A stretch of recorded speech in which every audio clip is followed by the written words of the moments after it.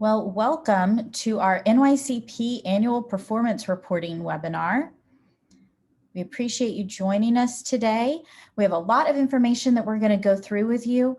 So if you have questions as we're going along, please pop them in the chat box. This is your opportunity, and we've set aside time in our day today to be able to answer all of your questions. So please pop those in the chat box. And if you're not sure where the chat box is, look at the bottom of your screen and you should see a little talk bubble. And when you click that, it will open up the chat box for you to be able to pop your questions in there. And we'll kind of stop and do your questions as we go along and then have some time at the end as well.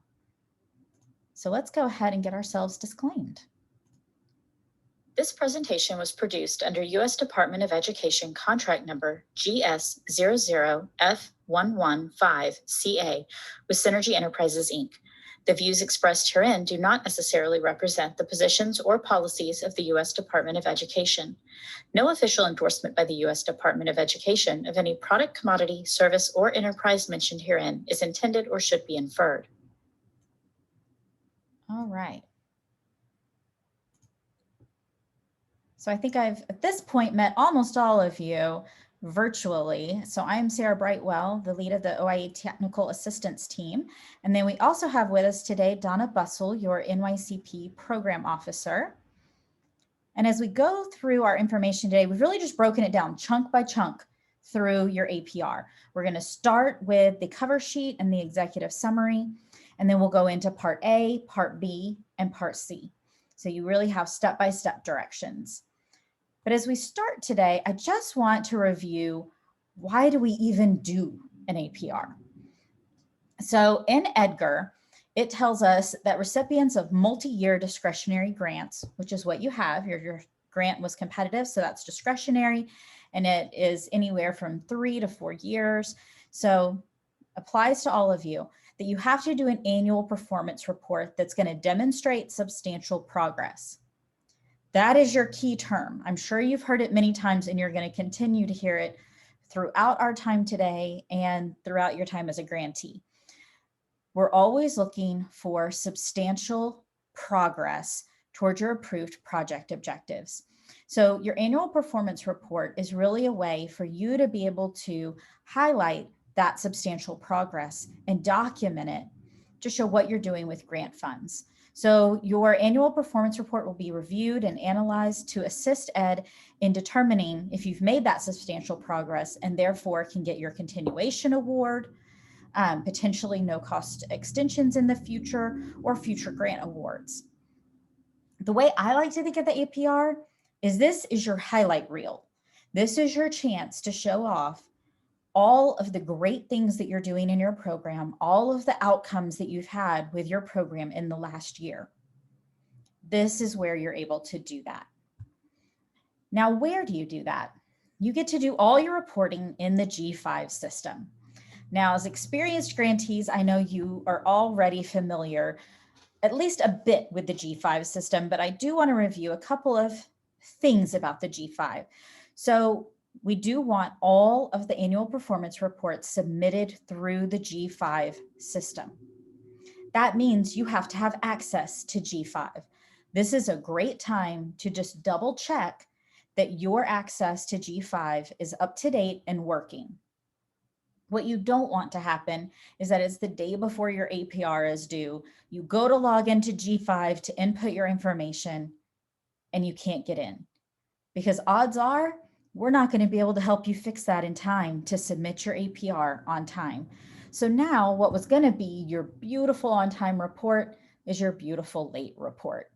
So I would highly suggest after today's webinar, just immediately go over to G5 and do a little test run. Make sure that you can get into G5.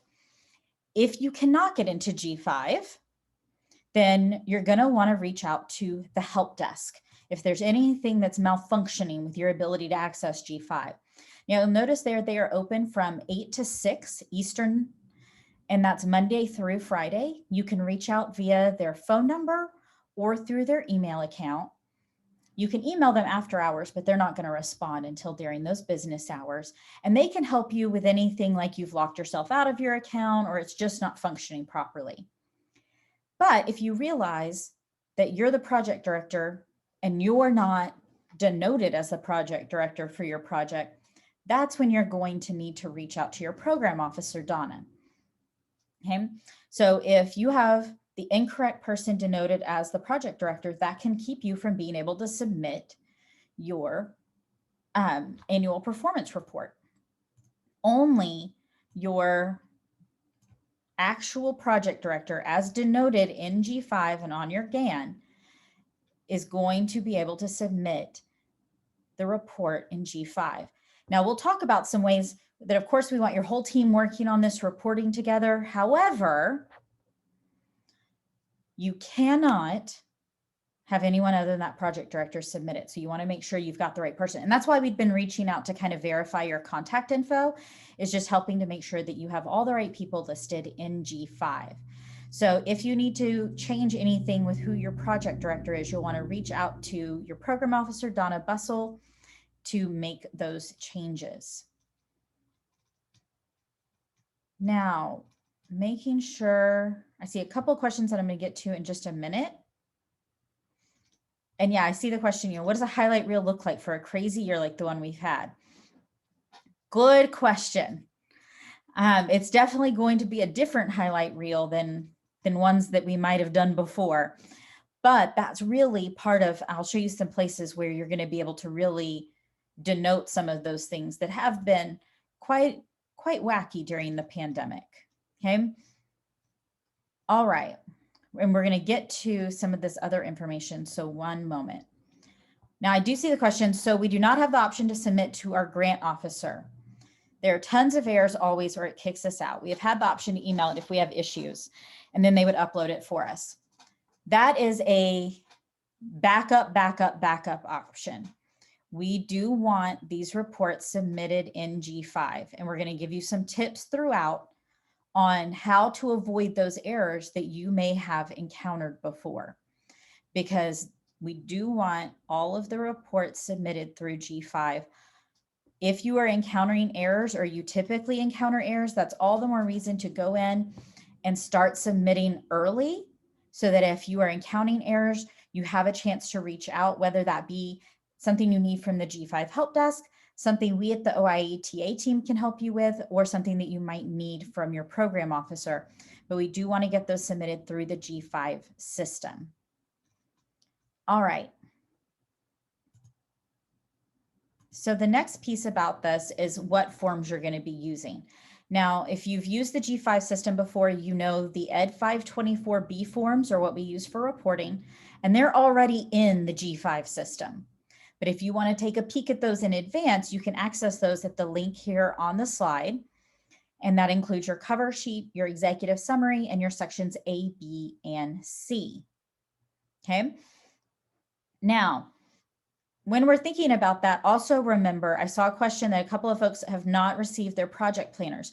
So I'm making note of that, and I'll reach out to you after this webinar individually, because it'll be easier than handling it actually through the chat box. You can still put in the chat box that info for me, but I'll reach out to you individually afterwards. But those project planners are also set up just like your G5 system, exactly the same. So that way you have a couple of different options for where you can pre-plan your information, because it can be really helpful to go ahead and have all of that pre-planned so that you're just copying and pasting into G5.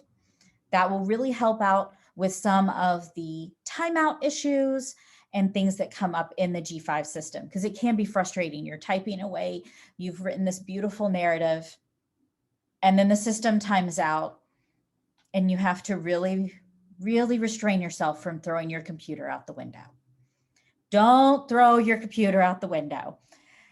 Plan it over in the planner and copy and paste it in, because then even if G5 is being its finicky G5 self, you haven't lost your information and all your hard work. Okay. So when is this all going to be due?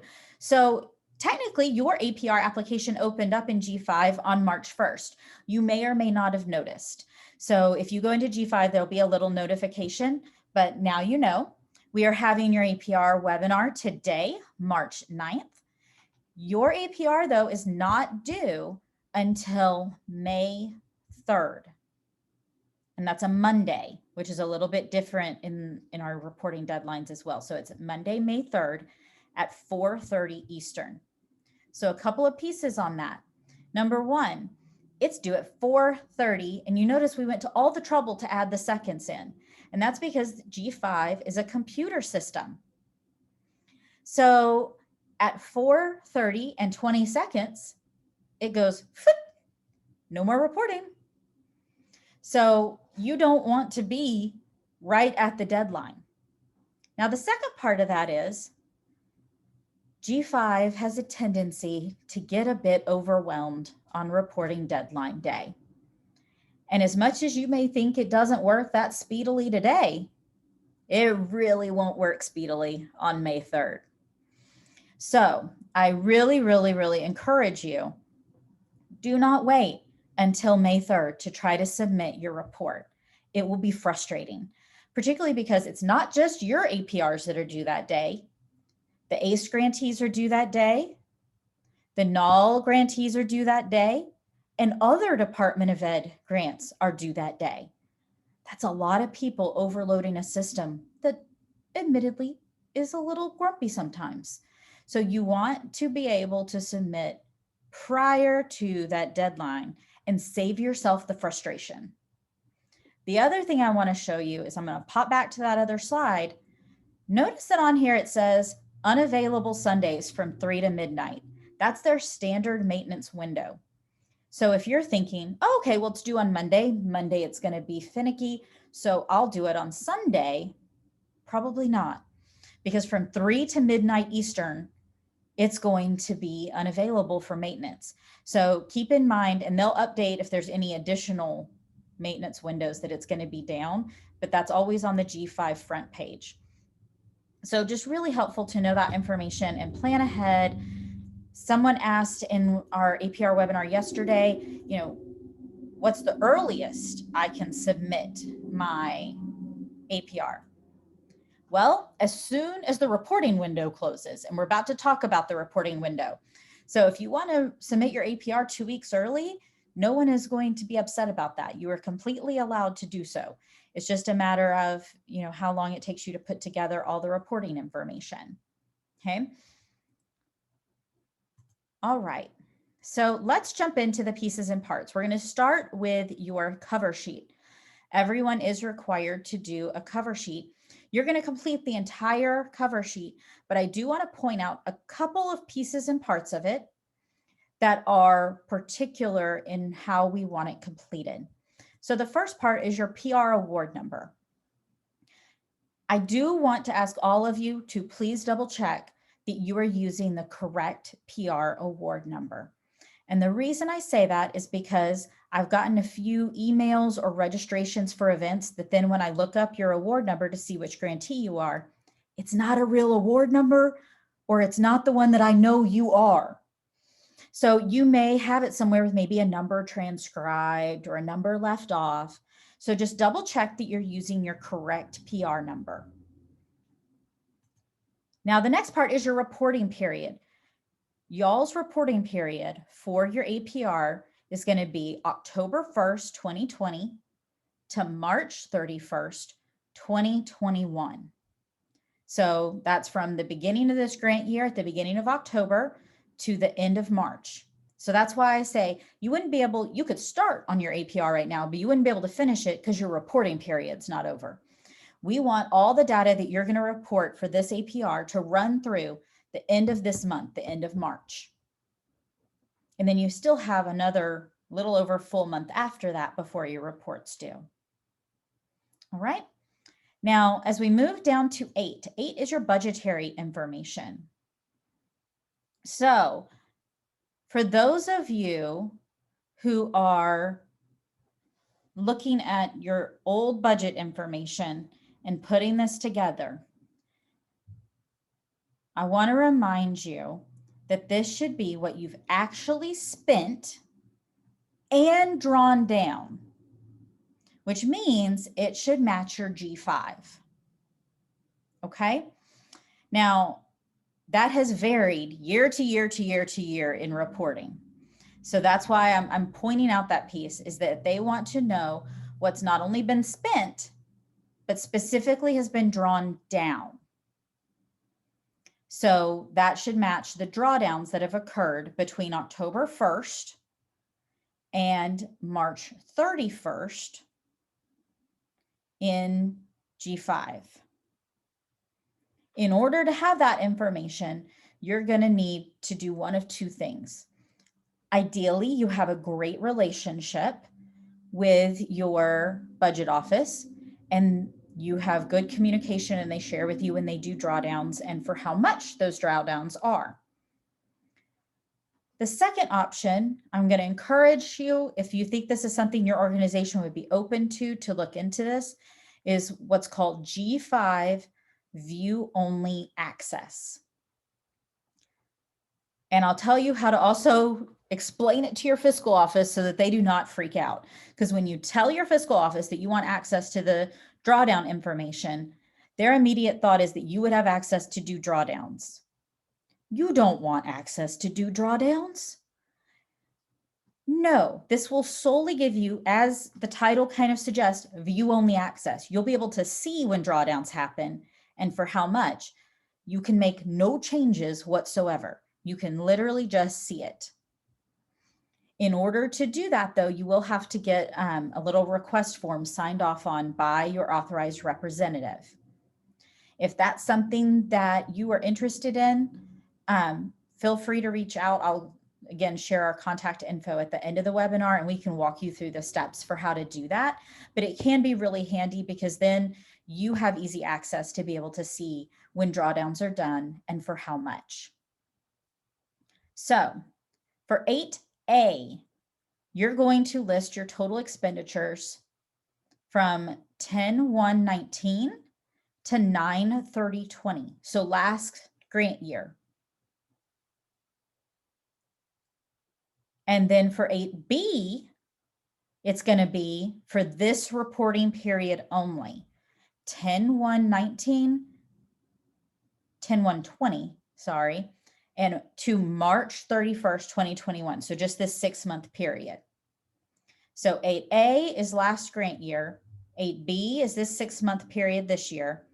8C, all of you will leave blank because this is not your final performance report.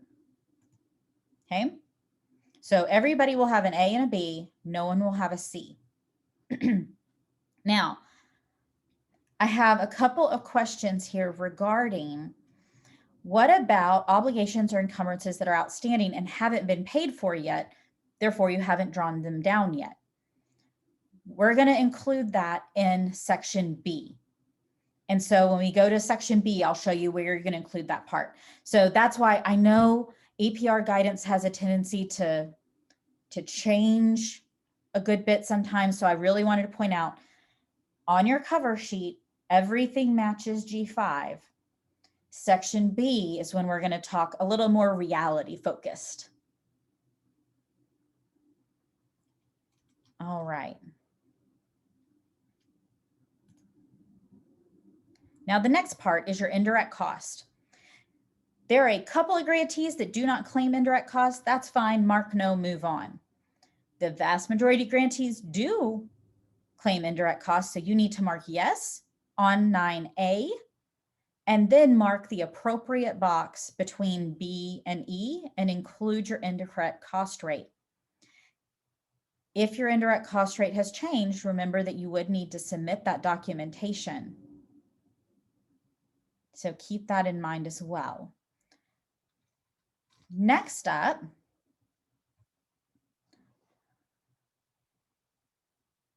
and yes, there's a question on 8A. It's basically the budget for that year if we spend it without a carryover.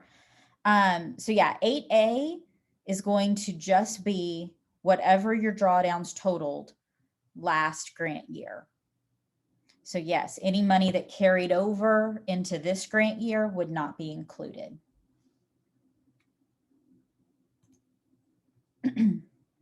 Our indirect cost rate changed mid-year.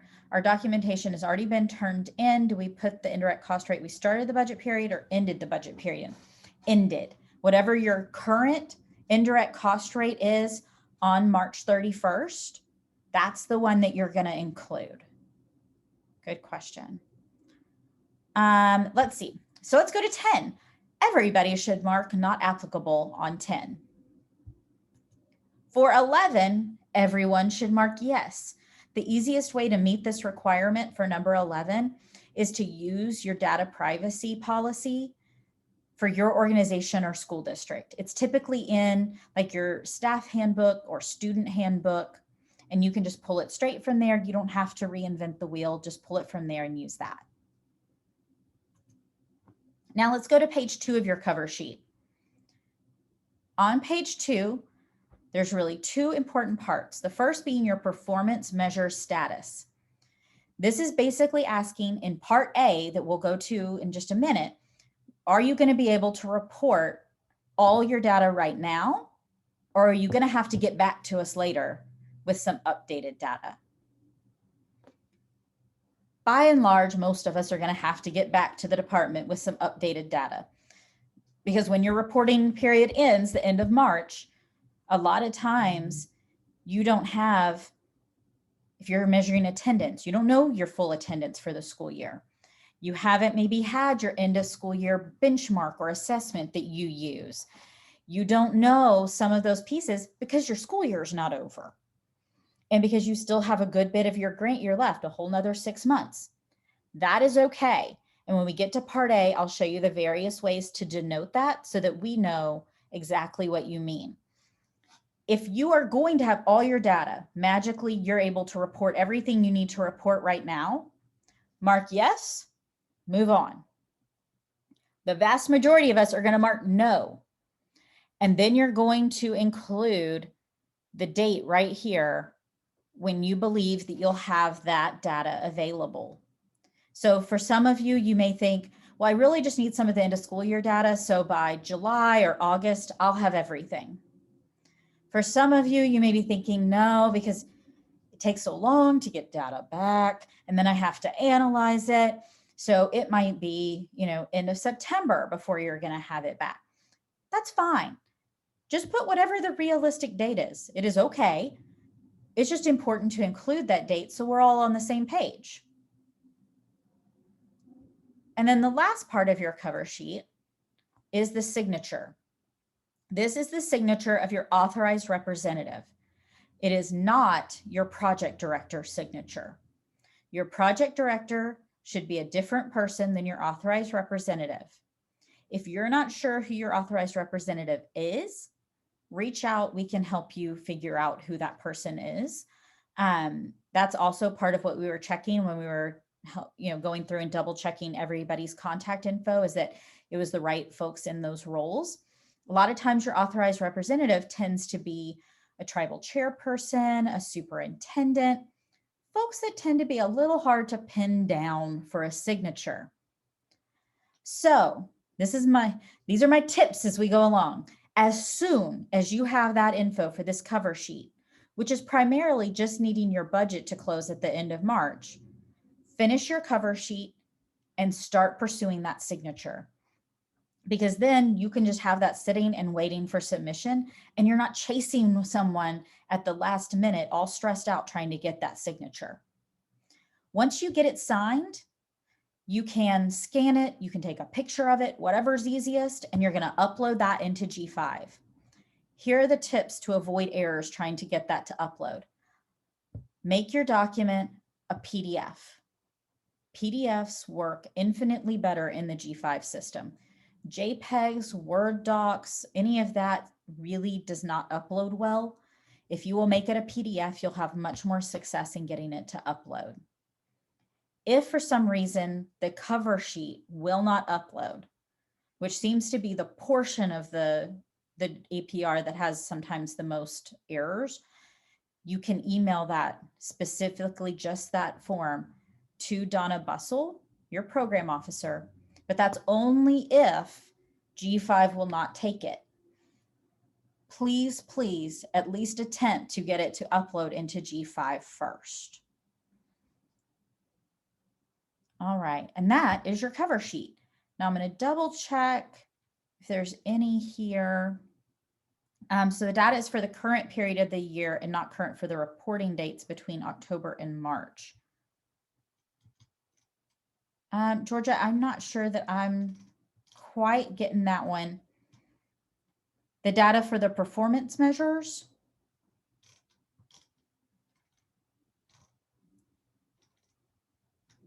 Let me see here.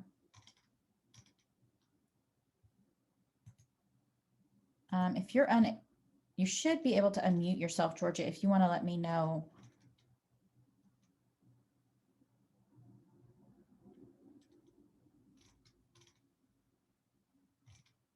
And if you're not able to unmute or talk right now, you're welcome to put it in the chat box too, but I just want to make sure I'm understanding your question just right there.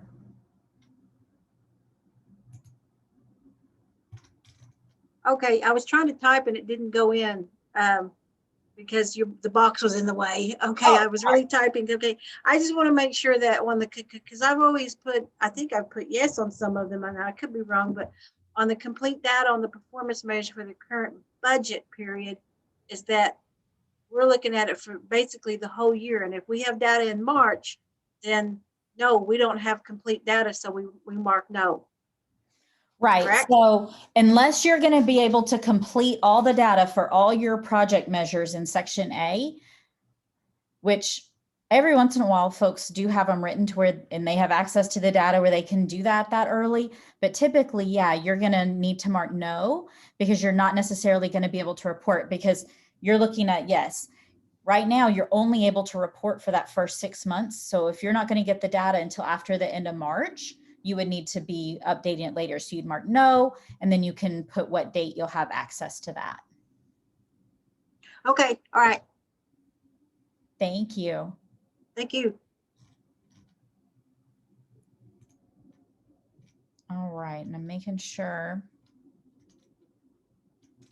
Yeah. And like for folks who are saying you have summer activities and things like that, absolutely. You know, when you have, that's part of the dilemma of when the APR is due. Unfortunately, the department is a little bit stuck in that, because of when they have to go ahead and start making recommendations for continuation awards, they have to get these reports due earlier and then have those pieces updated later. So the timing is never ideal. All right, let's go to your executive summary.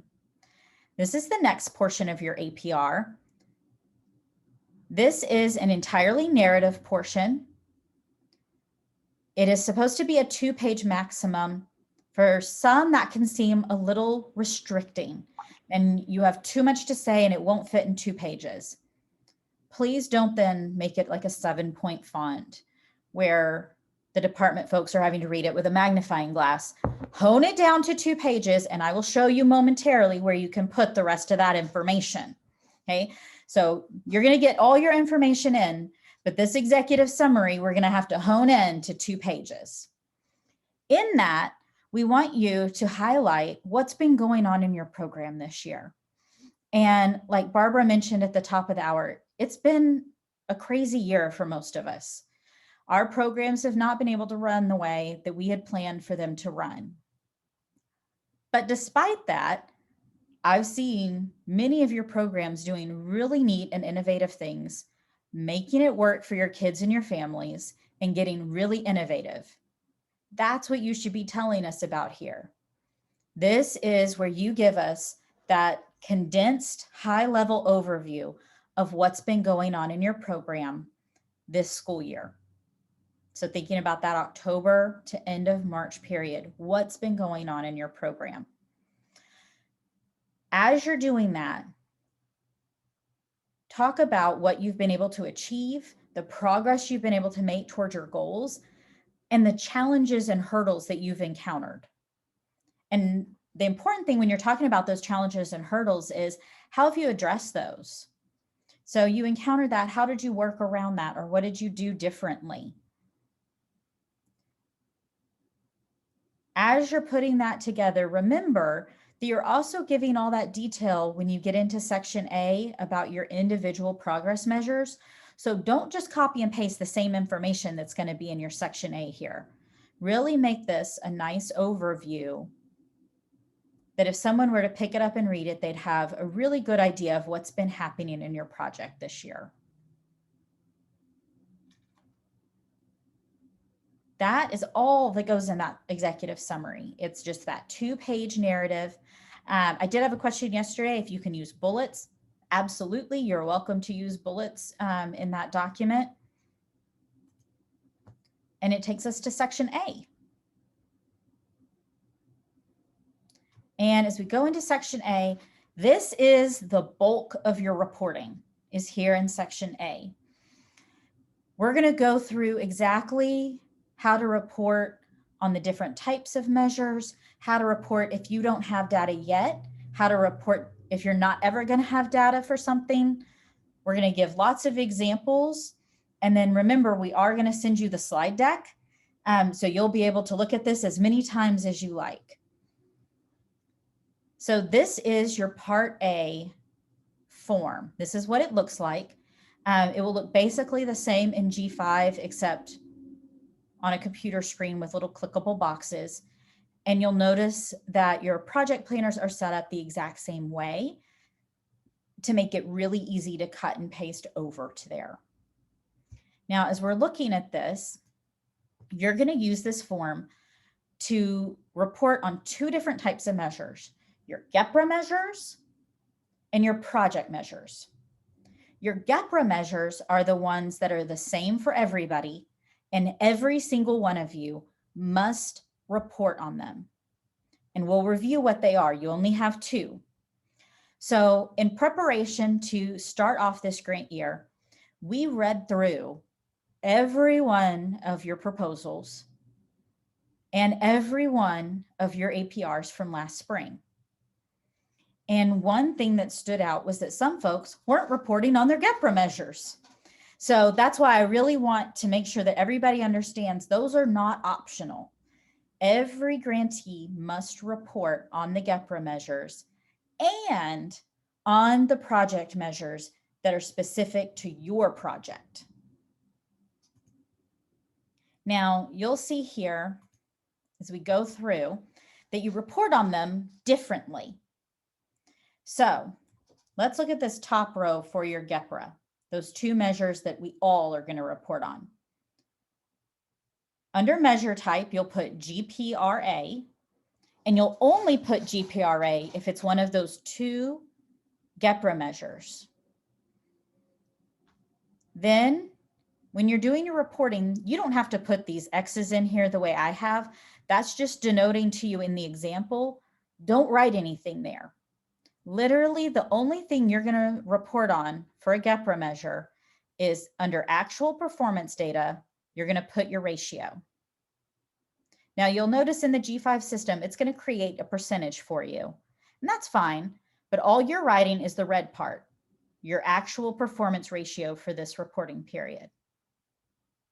Now, for your project measures, the ones that are specific to your program, you're going to use the measure type PROJ.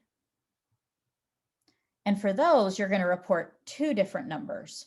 You'll notice we're still only doing ratios, but we have a target. So whatever your goal is expressed in a ratio. And then for your actual, you're going to put in your ratio. Okay. So we've got your target ratio and your performance. Again, you don't have to put the X's in, that's just for the example purposes. So that's kind of the difference in how you're going to set up those 2 pieces. And we're going to talk through a little more detail and then look at some actual examples, because I always think the actual examples make more sense to me. So as we're thinking about it, the Gepra measures, the one that are the 2 that are the same for all of you, that helps OIE and the department as a whole see the progress of not just your project, but the entire grant program. Because if all the grantees are reporting on those 2 Gepra measures, it allows for some comparison and tracking across projects under this grant program. Now, as we're thinking about all of your Section A, both your Gepra and your project measures, you're going to be reporting right now whatever data you have available for October 1st, 2020 to March 31st, 2021. And like I said, Data you don't have available yet, that's okay. And I'll show you how to denote that.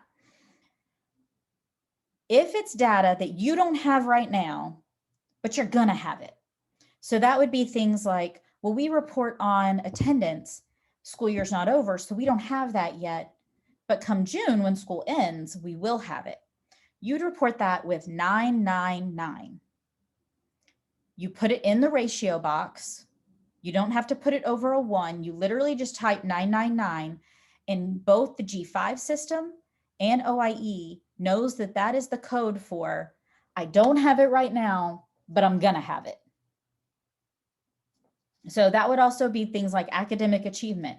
If you're thinking, well, I use end of school grades, can't have those till the end of school. Maybe it's an outcome from your summer program, can't have it till you run a summer program. That's fine, but that's all data that's going to exist. So you can put 999, move on. The other option is there could be some pieces where you're thinking, I don't have the data right now, but I'm never going to have that data. I'm not going to have that data before the end of this grant year. So examples of that are like last spring, when so many of our states chose not to do, rightly, to do any standardized tests at the end of the year. But for many of us, we use that for our reporting. So they didn't do the test. We didn't have anything to report. In that instance, you would report a 0, because it's not, I don't have the data and I'll get it to you later. That data is never going to occur. That test just didn't happen. So in that case, you put a 0. And then I'll show you on this next slide how to explain all of this. Okay, but that's the difference. The 999 is I don't have it right this moment, but I'm gonna have it. The 0 is I don't have it and I'm not gonna have it. So those are your two key codes there. Now, one piece of note there, the 0, you do have to have in a ratio. If you just write 0, G5 won't take it. So you are going to have to put that either 0 over whatever your expected denominator was, or 0 over 1. Otherwise, it won't take it. All right. And then this is the most important part. It's not that your quantitative information isn't important, but this qualitative information is extremely important. When you think about it, you look at the top and you just see one number, and that tells a portion of your story. But that really doesn't give a lot of context to what's going on with your students, with your program, and with your community. Your explanation of progress, when you write that narrative down below, is your chance to paint the full picture, to actually be able to tell the story behind that number. So what do we want in that explanation of progress? We want you to discuss why you've either met your goal or made progress toward that goal. And if you haven't met the goal, or maybe haven't even made progress, talk about why. What are those things that have kept you from being able to move forward with that goal? And how have you addressed it? Talk about what data you collected or are going to collect to measure that particular one. How did you analyze it? And what activities were you doing in your program that are causing this outcome? So if you're seeing better attendance rates during the school day, what are you doing in your program that you feel is contributing to that outcome? Tell us about those things. If data are not available, so if whether it's a 999 because you don't have it now, but you will, or whether it's a 0 because you don't have it now and you won't have it, it's important to explain that in your explanation of progress. Talk about what information you do have right now. A lot of times you might not have that quantitative data, but you have some qualitative information about what's going on, and discuss either when you're going to have that data available or why you're not going to have it available ever. So because this isn't occurring anymore, or because it's been postponed long beyond my reporting period, whatever might be going on that's going to cause you never to be able to access that particular piece of data. The explanation of progress gives you a fairly chunky area to be able to write. Take full advantage of that. When you're just writing one sentence as your explanation of progress, I can guarantee you that's not enough information.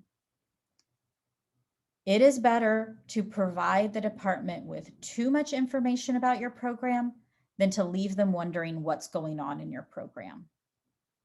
Because the more they can know about what's happening in your program, the more they're able to see that you're making substantial progress and take that into consideration with your continuation awards, even if maybe you're not making the exact progress you had expected to be making. So really take the time to write some robust explanations of progress. All right, so I'm going to take a couple of these questions. So talking about for Gepra not putting a target ratio because they have before, yes, we've seen lots of different ways, and that is part of the dilemma that we're really trying to make sure everybody's reporting on their Gepra and their project measures the same, because we do have some folks who have been always including targets, some who haven't, who've been doing it for Gepra, who've been not doing it for project measures. So we're trying to get everybody back to one consistent reporting way so that the reports are easy to read and to use, and they're following all the same guidelines. So yes, for Gepra, no target. For project measures, target. And you can always, in this explanation of progress, include that information. So if you've always been working toward a certain target with your Gepra, include that in this explanation of progress. Talk about that and talk about your progress toward that. For sometimes we need to put an actual raw number instead of a ratio. Great question. And I'm going to literally put in the chat box how you're going to do this. So do not write in the raw number box. Put it in the ratio box. Put it over a 1. So if you were going to use a raw number of 37, then, and I'm going to put in that chat box so you can see, there's a raw number of 37. Instead, you're going to use a ratio of 37 over 1. That's the same information because 37 over 1 equals 37. So still do it as a ratio. If you were going to use a raw number, just put it over a 1 in that ratio box. So not really changing what you're doing, just how you're doing it. All right, do you want partial data if we have it, such as attendance from first semester? We could report first semester, or would you prefer end of year later on? So what I would tell you on that is talk about that data that you do have available here in your explanation of progress, but you do want to report the same year to year. So if you've always been using your full year of attendance, then put the 999. You can come back and update it, but talk about the data you have available now, because you may have already noticed, hey, even in semester 1, we're noticing such and such. Talk about it in your explanation of progress, because that's great information to share with the department, but hold out for your full data. There's also a limit of characters for explanation of progress, which sometimes makes it difficult. So a couple of tips on this, and that's the last one in the chat box. So I'm actually going to go back over to our little example here to show you kind of what I'm talking about. With the explanation of progress, yes, there is a limit on characters. And I'll send you out the limit on characters so you can plan around that. A couple of ways to expand how much you can put in your explanation of progress. One of the things that we saw in some of the annual performance reports is that you were putting all of your measures, both Gepra and project, on one page in G5. When you do that, you only get one explanation of progress box, and that is really limiting. Don't do that. At the bottom of the page in G5, when you're in section A, it'll say save and add another page, or save and add another objective. When you do that, it gives you another page, just like this, another page of section A, which means you can put your next project measure, whether Gepra or project, and you get a whole nother explanation of progress box. So I really suggest that you do an explanation of progress box at minimum for every 2 or 3 objectives. Because if you've got all your objectives there and then just that one little box, you're never going to be able to put enough detail in there. Okay. If you're not sure where to find that and you're looking in there and it's just not showing up, you can't see where that is, let us know. And we can always like hop on a Zoom and walk through where that is in G5 as well to help you find those extra pages. Like I said, you can add as many pages into section A so that you can have those separate explanation of progress boxes down here and not be so limited. The second part of that is you may have a really long explanation for just one of your measures, and that's okay if it expands beyond what you can fit. Or for instance, I've had folks who maybe had a really cool chart that illustrated what was going on with this particular objective, but they can't get it in that box. That goes to section C. Just put in your explanation of progress and say, see section C for additional information. And then I'll show you over when we get to section C where you can put all of that extra really cool stuff about your program. So where there's a will, there's a way. We're going to get all your info into this APR. All right, let's go down and actually start looking at some examples. I want to start by looking at your Gepra measures. Remember, for the Gepra measures, you only have 2, but you all have the same 2, and you have to report on both of these. So 1 is objectives met. So the percentage of the annual measurable objectives as described in the application that are being met. All this is asking you to do is add up how many project objectives do you have that you're reporting on in section A. And then if you count it up and you're like, oh, I have 7 project objectives. How many of those did you meet? Maybe you met 3, maybe you met 4, maybe you met all 7, however many. That's all number 1 is asking. Now, with number 1, if you haven't been able to report on all your project objectives yet, like many of you won't be able to, then I'll take a chat box guess. What do we put for number 1? See, this is when I need prizes. Yes. Yes, you will put 999 because you're going to have that information, but you don't right this moment. Okay. So 999 if you're not going to be able to answer that one just yet. Then for number 2, this is asking for the significant increase in community collaboration efforts that promote college and careers of Indian children as measured by increases in the number of active community partnerships. So again, if you're reporting on this one, it's merely asking you about the number of active community partnerships. So those are your 2 Gepra measures. And I'll show you in the next example too, but another really important thing to keep in mind about your Gepra measure, you cannot change the wording. Use it as you see it, copy it and paste it. You can put all that other info you want in that explanation of progress. But as far as this measure, as it sits, that's how it sits. You have to copy and paste it as is.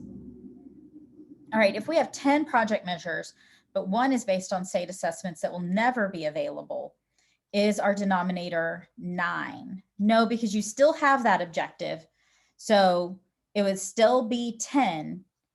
And even though you're never going to have that and you're having to report a 0, that's your answer. So that still counts. All right. Are we still using 1 page for 1 objective, using 1A for previous year and 1B is for current year? Let me get back to that one momentarily.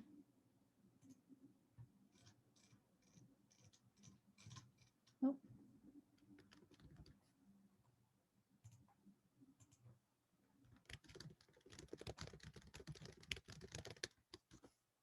Okay. So we're going to come back to that one. I think I hit the rest of them. Yes, Tanya, if you don't have sufficient data to tell yet for one of your Gepra, you'll put 999. All right, so here's our first example. This is our Gepra measure example. First off, I want to point out, notice that I have used the exact wording on these Gepra measures. So I've popped those exactly in as you see them. Under measure type, I've put in my GPRA because these are Gepra measures. And then notice the only data that I put in were the actual ratios. Okay. So just putting that in, none of the other numbers. And then an explanation of progress. All right, so yeah, the question came up. So essentially, if there's a 999 in any of those project objectives, then that first Gepra is going to be 999. Yes, that's exactly right. And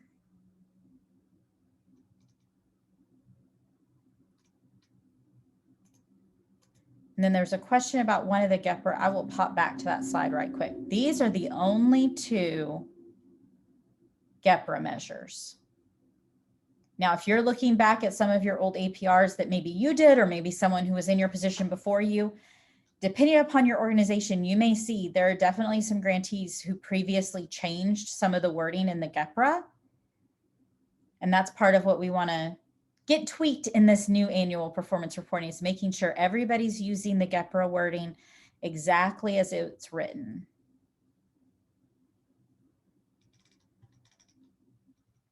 All right.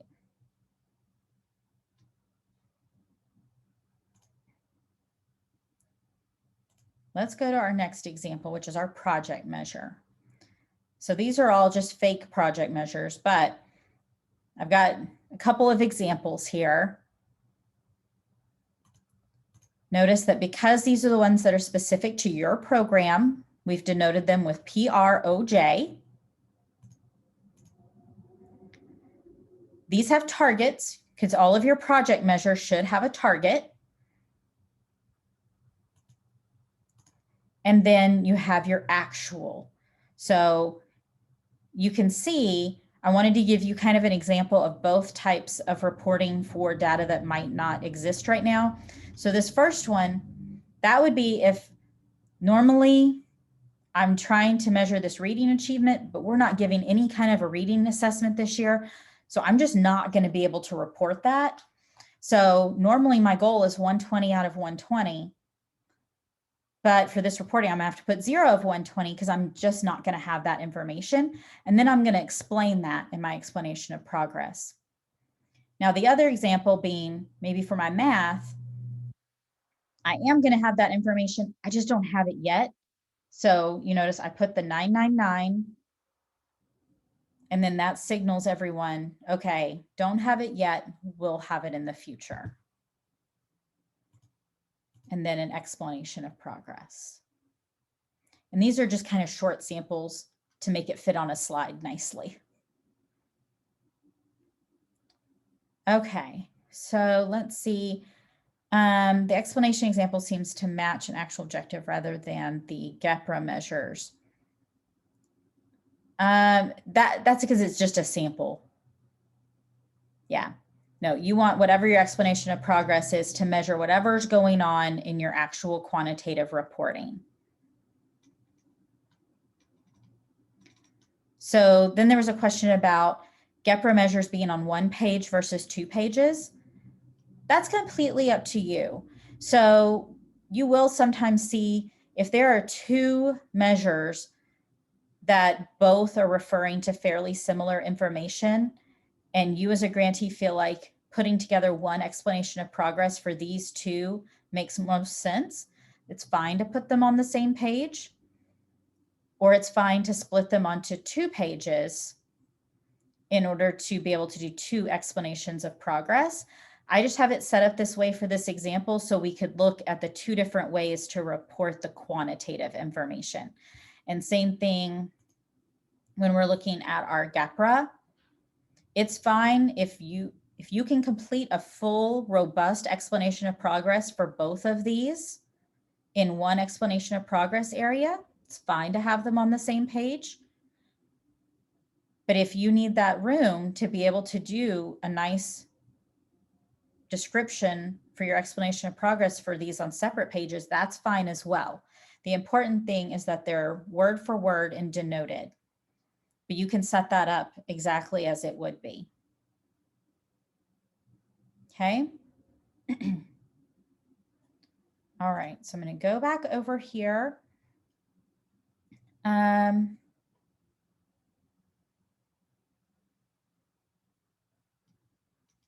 Will G5 accept the 999? Yes. Yeah, now if you put just 999, G5 will accept it. It knows what that is. You should not have any issues in G5 with that. Let's see.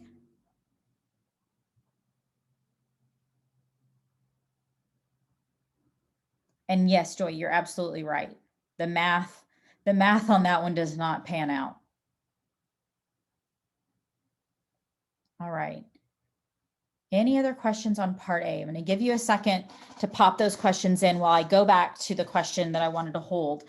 So the question came up, do we need to do like we've done sometimes in previous years where we're reporting last year's data and this year's data? So what does that mean? For some folks, when you did your APR last year, you put in 999, and then that information never really got updated. So when we're thinking about that for this year, if you were able to report full information last year, then you only need to report, as we're showing here, the current information. If you were not able to report your full data last year, you know, if you had those 999s and you're needing to update that data to be able to show substantial progress, then you would be reporting on the update of last year's data and this year's data. And I can, before I send this slide deck to you, I can insert a third slide here, a third example slide of what that would look like for those of you who need to update last year's data, so that you have a good example of what that would look like too. Okay. If you're not sure whether you should be including your data and update from last year, reach out and ask. We're happy to look and talk with you and figure that out. Not a problem. Okay.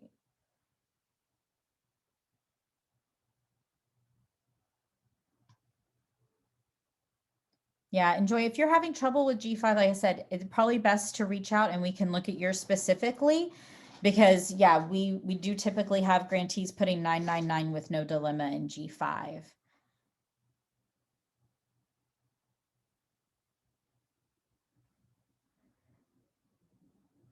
Okay, so I'm going to go to section B and then we'll come back and do some more questions. All right, so we're at section B for budget.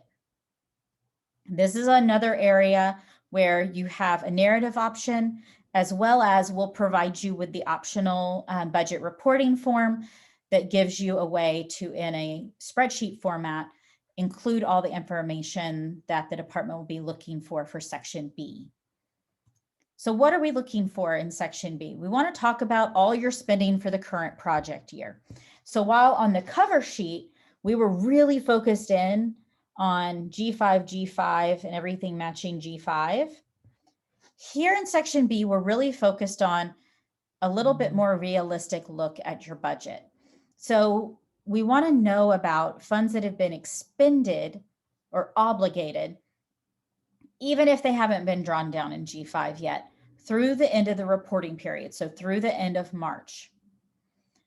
we want to talk about your G5 drawdown frequency. So we would love if everybody was drawing down at least monthly.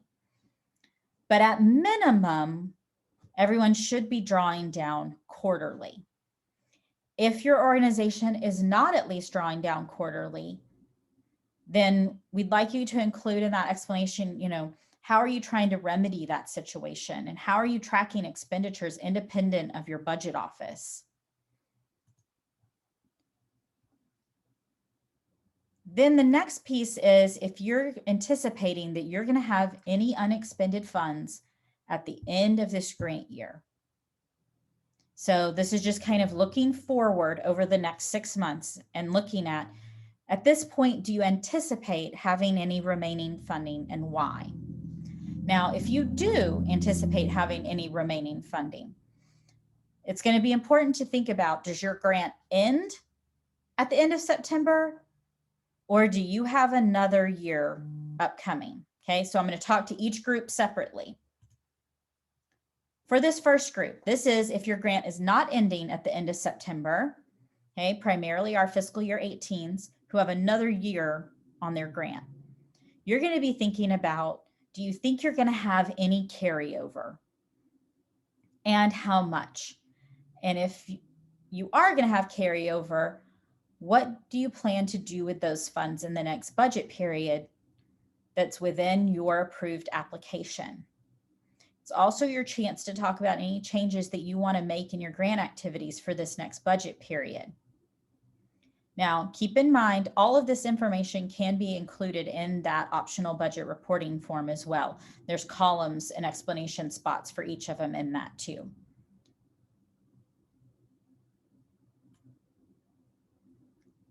Now, if you are a fiscal year 17 grantee, or if your grant is ending the end of September, you're not going to be thinking about carryover. You're going to be thinking about, are you going to be fully expended and have met all your project objectives? Or do you potentially think you're going to need to request a no-cost extension? You're not going to talk about that here. You're going to put that in section C. So we're going to move into section C. All of you have a section C, and there are a number of things that can and should be included in this area.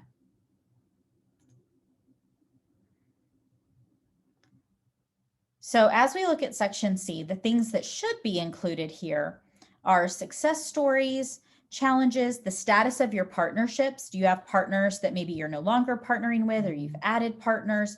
Have you had key personnel changes? Now remember, if it's a key personnel change to your project director, that's still, you can talk about it here, but it still needs to go through Donna Bussell for change in G5. Talk about any planned changes to your project activities for the remainder of this project year. So you've got 6 months left in this grant year, anything that might be changing. Talk about things that have changed or might change because of COVID-19 and the impacts there. And any type of unanticipated outcomes or benefits from your project. This is where, if there was that information, maybe a great chart or graphic that goes along with your section A, you could include that here. Maybe you were featured in the newspaper. Include a clipping of that here. Maybe you have a link to a recorded session from one of your virtual programs. Put the link in there. Maybe you have some pictures of how you've been having kids out socially distant, doing things outdoors, doing an activity. All of that stuff can go in section C. It's your additional information section, and you can put all kinds of things here. However, the important things to note about section C, if you try to upload a picture, a Word document, an image, all these different documents, it will freak out and you're going to get an error and it's not going to work out. Put all of that information into one PDF. If you put it into one PDF, almost always uploads. If it's multiple documents, it almost always gives you an error. So really make sure to try as much as possible to put that into one PDF, and you're going to have so much more success. The second thing is I say, oh, you can include pictures, and you can. I had a grantee before who tried to upload 50 pictures and could not fathom why that would just spun and spun, because G5 has now given up. It can handle 50 pictures. I suggest limit the pictures to 10. If you have a photo, like an online photo album somewhere, maybe on your website that you want to include a link to it. Don't try to upload all those pictures in there. It can't handle it. Try to limit to no more than 10 pictures, and typically you're going to be fine. When you get a ton though, it gets above what it can actually handle as far as an upload. Okay. Now, the other piece of what can go here is, like I talked about, now we're looking at our primarily fiscal year 17 grantees, those who are ending the end of September. When you're doing your budget information, if you realize I'm going to have some significant funds or just any funds remaining at the end of the grant year, and I may need to request a no-cost extension in order to complete my grant objectives. A no-cost extension is not just I have some money left and I can come up with something to do with it. It's I have money left and I can use it to finish the completion of my project, to finish out my project objectives. If so, section C is where you're going to denote this is not your official request. This is you saying, I think I'm going to need to request. Include in that how long you would want that no cost extension to be, keeping in mind it cannot be longer than 12 months. Talk about what types of activities you're going to be carrying out during this period and how that relates to your grant objectives and the estimated amount of funds that you're going to need. Remember that no cost extensions are not guaranteed, and you should still be doing due diligence to expend all of your funds and complete all of your activities on time. All right.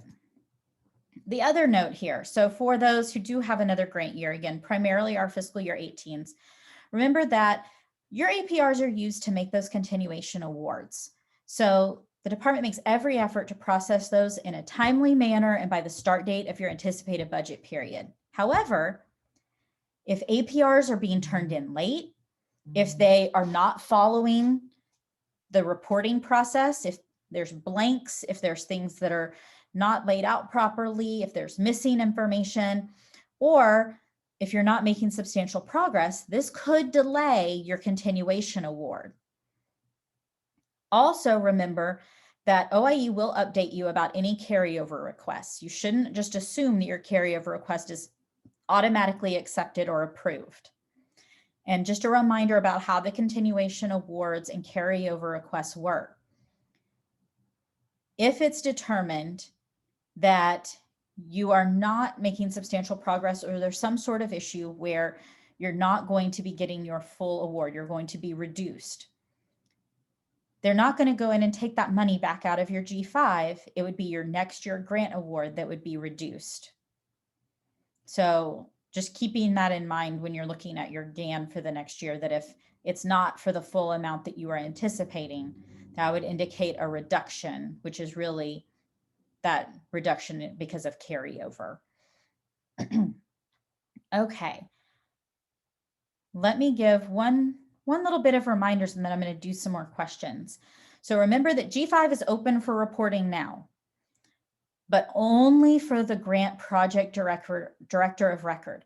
Everybody can work together on getting the data together, writing those explanations of progress, but only the grant director can actually go into G5 and submit that. Those reports, that G5 system will shut down at 4:30 on May 3rd. Really, really try to get that in earlier than that. It's not just so that the department can start reviewing sooner. It's really because it's going to save you a lot of frustration, I promise. Because after that deadline, not only are you not able to submit your report through G5, remember, you can't make any revisions. So once you've fully submitted your report, you can save and make changes, but once you fully submit it, you won't be able to make any further revisions. All right, so I'm going to leave up our lovely due date screen while we run through a couple of questions, just as a little reminder. All right.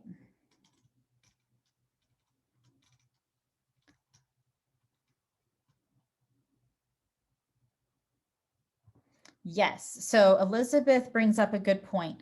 If some of last year's performance measure data was complete and then other project measures weren't, is it okay to include that full range of project measures from last year just so that all the data is in the same place?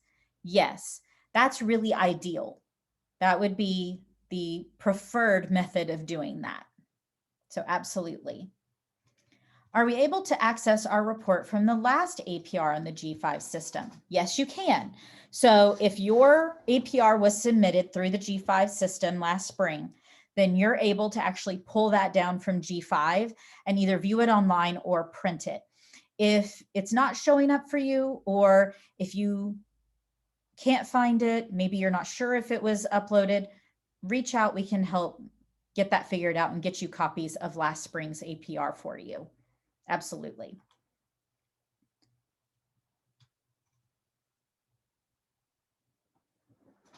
So Anne's question, will we be requiring another updated APR later in the year for the current grant year to reconcile either the final data that we have after the school year ends or the budget?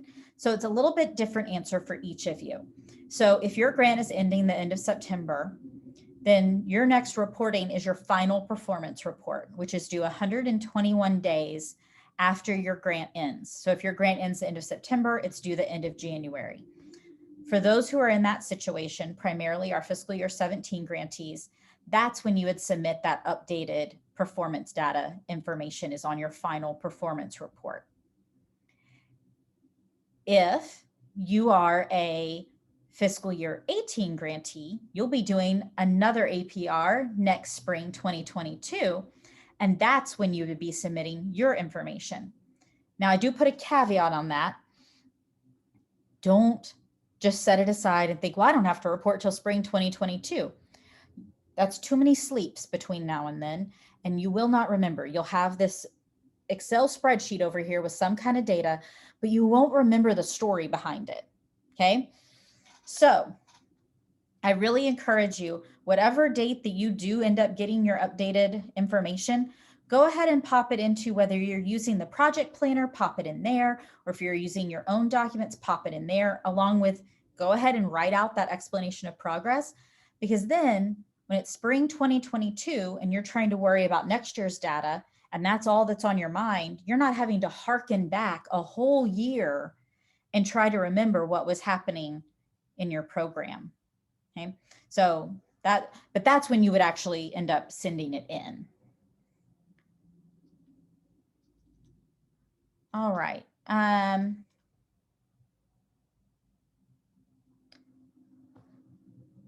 So the due dates for the APR are the same no matter what cohort you're in. If you're a fiscal year 17 or a fiscal year 18 grantee, everybody's reports are due Monday, May 3rd, 2021.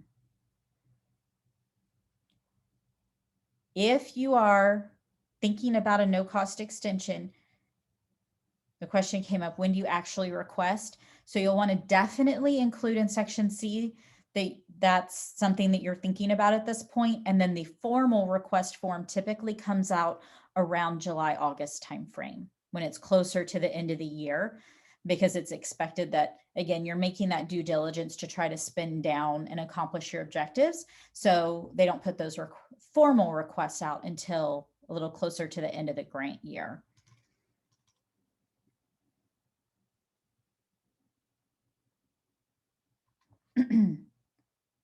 As a 20, yes. So as a 2018 grantee, you can absolutely use May 3rd, 2022 as when that updated data will be submitted. That would be fine. If you are on a no-cost extension, you're going to be submitting your final performance report.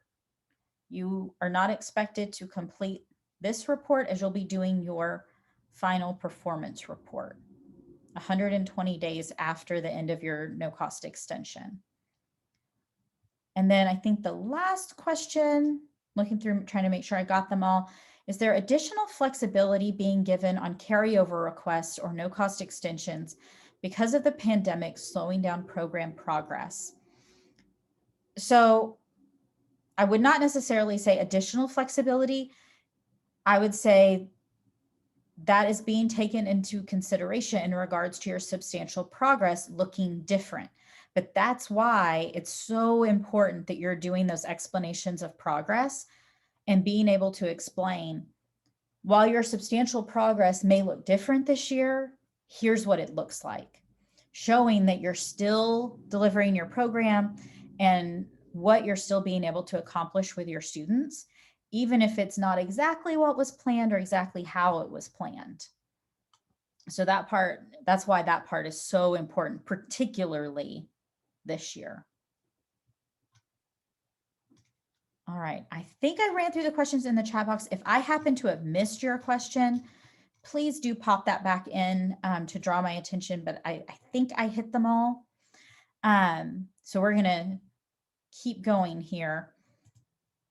I'm gonna pop up our end of event poll and ask if you could fast finger in your answers there as I review just a little bit of information about some other upcoming events and give you that opportunity if you have final questions to get that in the chat box. So just another plug that we do have our project director meeting coming up in April. That is Tuesday through Thursday, April 20th to 22nd from 1 to 6:15 Eastern each day. We have some great folks coming in to do sessions for all of you. I think it's going to be a really great 3 days.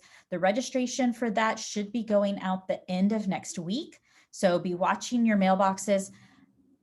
One thing to note, that is not going out to everybody who's on our full distribution list. It is only going out to the project directors, because project directors, remember, you can invite a team of 3, including yourself. So it is expected that project directors attend the project director meeting, but then you can invite 2 additional people from your team. So that invite is being sent specifically to project directors, and then you can then distribute it to the 2 folks that you want from your team to join you at that event. And just to kind of let you know, it will have breakout sessions. So you will have that opportunity to either attend things as a team or split up and attend multiple sessions.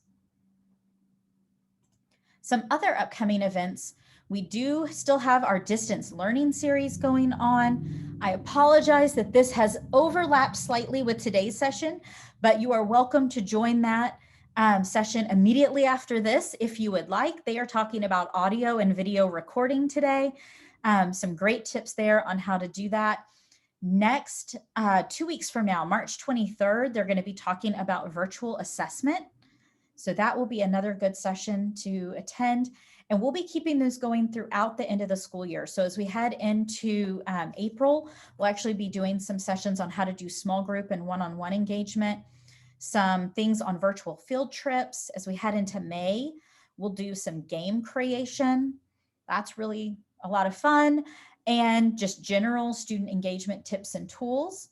And then wrap the year with what I am calling our distance learning share fair, where we're really going to have everyone come together and share some of the neat things that have been going on in their program and ways that you've been able to use this information. So lots of good stuff going on in that series. Remember, it is open to your entire team. You're welcome to invite one and all. And then remember that we do have our March demo talking stick coming up on Thursday. So that's Thursday from 3 to 4 Eastern. So hope to see all of you there for that as well. All right, I'm going to pop up our contact info so that you make sure and have the good email address there for your program officer, Donna Bussell, as well as where you can reach out to the OIATA team there at oie@seiservices.com. And just a note on this part about grantee name and PR number. So I mentioned that there's been a little confusion on the PR number. There's also a little confusion on grantee name. So your grantee name is the organization that received the grant, whether that be your particular tribe, whether that be your particular school district or organization. You may work for a different group, but it's whatever organization got the grant. And so when we're asking on registration for your grantee name, we're asking for the name of that organization. And if we ask specifically for your PR number, we're asking for that number. So just kind of denoting the difference between those two. So there's that contact info. I'm going to go ahead and end the poll so it's not up there in the middle of your screen anymore, and get these last couple of questions here. So for your previous APRs, you have access to that in G5 to be able to download that. But like I said, if you're having trouble locating it, or maybe you know that your APRs have never been submitted through G5, or they weren't last spring for whatever reason, shoot us an email at the oie@seiservices.com, and we can help you find those APRs so that you can look at your previous reporting. Then as far as the information from today, the slide deck and the recording, all of that information, that's not going to be sent out till tomorrow, because since we have the other event going on right after this, and to be able to process the recording, that won't go out until tomorrow. Question about the project director meeting. What if we want certain people only to attend certain days and sessions? That is a great question that I have to make sure the meeting platform can handle, but I will check and I will get back to you, Allison.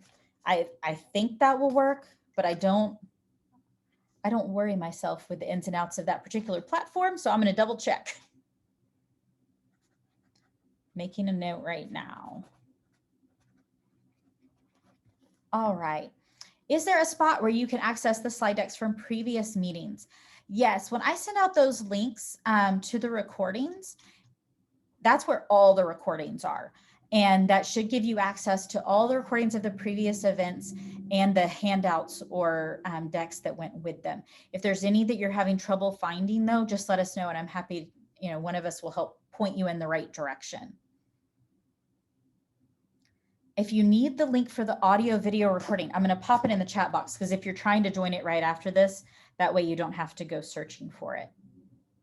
Let me copy and paste it in there for you.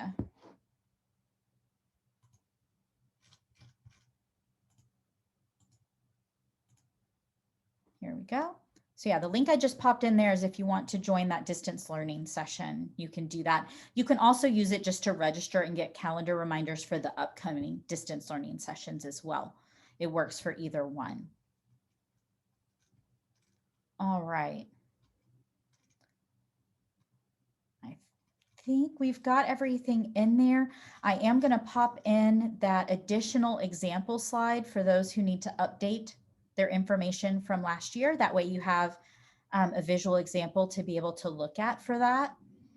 If there are other questions you have as you're working through your reporting and getting everything ready, please reach out. We would really be happy to answer questions, hop on Zoom with you. We would rather spend that time now and you turn in beautiful APR reports where the department can just shoot out your continuation money and everyone is happy, than have to go back and do any corrections after you've already submitted. So please feel free to ask those questions. We are here to help you. I'll stay on for just a couple more minutes if anyone has any final questions, but I'll go ahead and unshare our screen for today. Thank you all for joining us. I know that's a lot of information to go through, so I appreciate you sticking with me and all the great questions. And if nothing else, we will see you on Thursday for our demo talking stick.